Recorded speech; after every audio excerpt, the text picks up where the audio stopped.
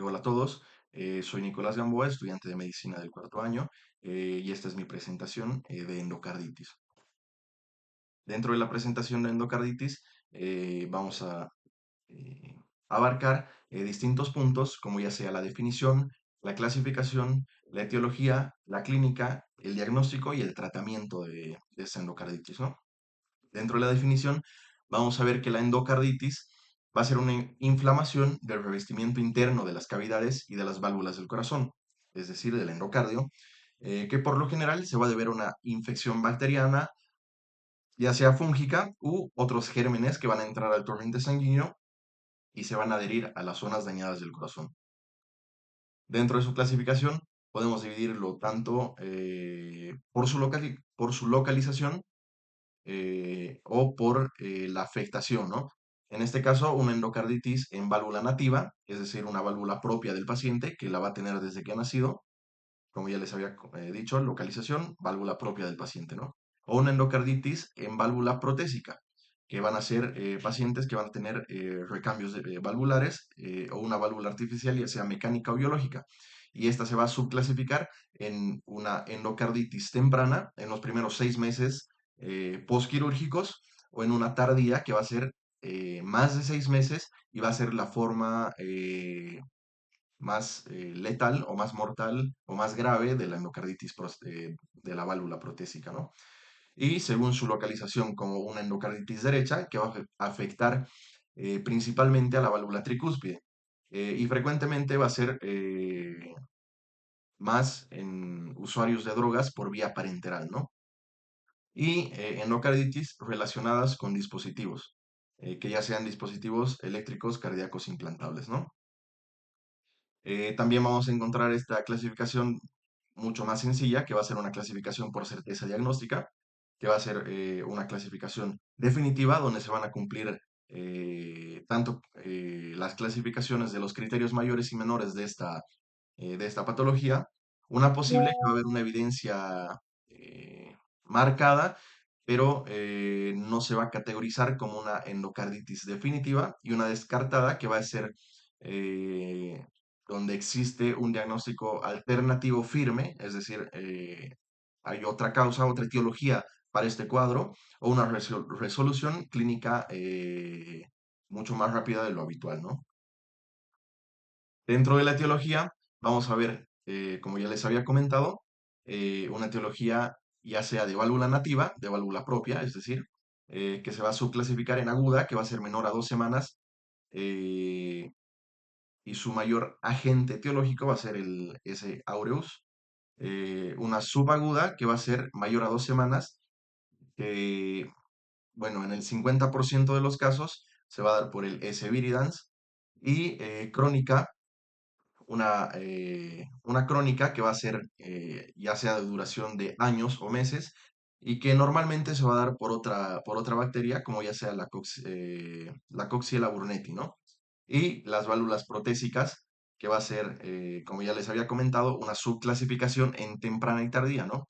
Dentro de la temprana vamos a ver que va a ser menor a 12 meses y va a ser dado en el 60 a 80% de los casos de endocarditis en pacientes con válvula protésica, el S. epidermidis, y en la fase tardía o en la endocarditis tardía, que va a ser mayor a 12 meses, por el S. viridans, ¿no? Que habíamos visto ya en la endocarditis de válvula nativa, y este se va a dar en el 40% más o menos de los casos, ¿no? Y también vamos a tener otros agentes etiológicos, como el grupo JASEC, que va a estar conformado por estos cinco tipos de bacterias, como las Haemophilus, Agregatibacter o Cardiobacterias, Equinelas o Quingelas, ¿no? Pero, como podemos ver acá, la mayoría de los casos de endocarditis, normalmente el primer lugar o la bacteria con el primer lugar que va a desencadenar una endocarditis va a ser el S. aureus, seguido de el S. viridans y o un enterococo, ¿no? Dentro de la clínica. Bien, el signo principal que va a tener la endocarditis va a ser una fiebre sin foco, que se va a dar 90% de los casos, si no es que más de todos los casos que van a tener de endocarditis, ¿no? Y podemos dividir lo que van a ser los signos o signos y síntomas o la clínica que van a tener estos pacientes en cardíacos, periféricos, embólicos y, bueno, e inmunológicos, ¿no? Dentro de los cardíacos, vamos a ver la falla cardíaca izquierda por válvula mitral, soplos nuevos, muy aparte de los soplos preexistentes que ya tenían, o cambios del soplo preexistente, como ya les había comentado, ¿no? Dentro de los periféricos podemos ver manifestaciones articulares, petequias, hemorragias en astilla y manchas de Hannaway, ¿no? Además de las embólicas, como ya podemos encontrar embolismos cerebrales, embolismos pulmonares o embolismos coronarios, ¿no? Y dentro de los inmunológicos vamos a encontrar lo que son las glomerulonefritis, las manchas de Roth, los nódulos de Osler y el factor reumatoide positivo. Los signos clásicos, como ya les había comentado, estos van a ser signos clásicos, pero van a ser poco frecuentes en lo que van a ser las endocarditis infecciosas, ¿no? Como ya sean los nódulos de Osler, que van a ser nódulos eritematosos dolorosos en la punta de los dedos, ya sea de manos o de pies. También las lesiones de Hannaway, que van a ser máculas eritematosas, que estas, a diferencia de las de Osler, no van a ser dolorosas y se va a dar en las palmas de las manos y plantas de los pies. Y por último, las manchas de Roth, que van a ser hemorragias retinales con centros pálidos, ¿no? Como se puede ver, van a ser como unas pequeñas zonas que se van a poder ver eh, en bueno, en el ojo, ¿no? Y el diagnóstico. El diagnóstico principal va a ser el hemocultivo, donde se va a tomar 3 muestras de sangre, mínimamente de 10 ml de cada cultivo, y se va a tener que hacer en intervalos de 30 a 60 minutos a 1 hora en 24 horas, ¿no? Y no va a ser necesario hacerlo en pico febril, ¿no? Esto se va a dar en distintos puntos de venopunción. ¿Qué quiere decir esto? Que no siempre se le va a tener que sacar la sangre de de un mismo lugar, ¿no? Y dentro de este homocultivo podríamos ver lo que son ya sea resultados positivos o resultados negativos, como el grupo JASEC, que van a ser normalmente, bueno, siempre van a ser negativos en los hemocultivos y van a existir microorganismos con bajo perfil de proliferación que van a causar hemocultivos negativos, ¿no? Como ya les había comentado, que van a ser el grupo JASEC. Además de otro tipo de estudios complementarios, como ya sea un examen de orina donde se va a ver proteinuria en el 70% de los pacientes, leucocitosis más neutrofilia, anemia normocítica normocrómica, el factor reumatoide va a estar elevado en el 50, o positivo, perdón, en el 50% de los casos, además de una PCR o una BSG aumentada igual. Y también vamos a poder utilizar el ecocardiograma transtorácico, y este es un pequeño algoritmo, ¿no? Que si es que va a ser negativo, va a haber una baja sospecha clínica y se puede dar el egreso del paciente, ¿no? Se lo manda para la casa. O si es negativo, también podemos ver una alta sospecha de la clínica y se va a realizar lo que es un ecocardiograma transesofágico, ¿no? Si el trance torácico es positivo, se va a realizar o se le va a mandar a hacer al paciente un ecocardiograma transesofágico, donde vamos a ver si puede salir negativo con baja sospecha clínica, como si es que si es que saliera negativo en el transtorácico, un negativo con alta sospecha clínica o un positivo, ¿no? Y esto depende, si sale negativo con una alta sospecha clínica, se va a repetir en 7 a 10 días después de este ecocardiograma, ¿no? Y vamos a hablar ahora de los criterios de Duco, donde van a existir los criterios, donde va a ser definitivo cuando tengamos 2 criterios mayores, o uno mayor y 3 menores, o 5 menores, ¿no? Y un probable donde tengamos un mayor y un menor, o 3 menores, ¿no?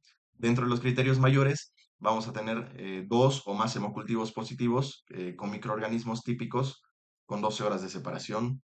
Hallazgos en el, en el ecocardiograma, perdón, como vegetación o chorro valvular, abscesos, dehiscencia de la misma prótesis, si es que es una prótesis eh, biológica o mecánica, es decir, si el paciente ya no tiene una prótesis, una válvula nativa, o una serología positiva para Coxiella burnetii, ¿no? Y los criterios menores, donde va a existir fiebre, fenómenos vasculares, fenómenos inmunológicos, que ya les había comentado cuáles eran, y una serología positiva de infección. Y dentro del tratamiento, normalmente las guías indican que el tratamiento farmacológico para estos pacientes debe ser siempre o, bueno, siempre o la mayoría de las veces intravenoso, ¿no? El tratamiento se va a empezar por algo empírico, ¿no? Ya sea en válvula nativa o en una válvula protésica de etiología tardía, ¿no? Se le va a dar ampicilina más un aminoglucósido de 4 a 6 semanas, ¿no? Si es empírico en una válvula protésica temprana, se va a dar vancomicina 6 semanas, más rifampicina 2 semanas, más un aminoglucósido 2 semanas igual. Si es un enterococo, se va a dar ampicilina o penicilina más un aminoglucósido de 4 a 6 semanas o vancomicina más un aminoglucósido por 6 semanas, ¿no? Dentro, si es que existieran gran negativos, podemos utilizar lo que va a ser la ampicilina y los aminoglucósidos eh, en 4 semanas, ¿no? Y los hongos, anfotericina más azoles. Y esto sigue lo mismo, ¿no? En caso de existir estreptococos, eh,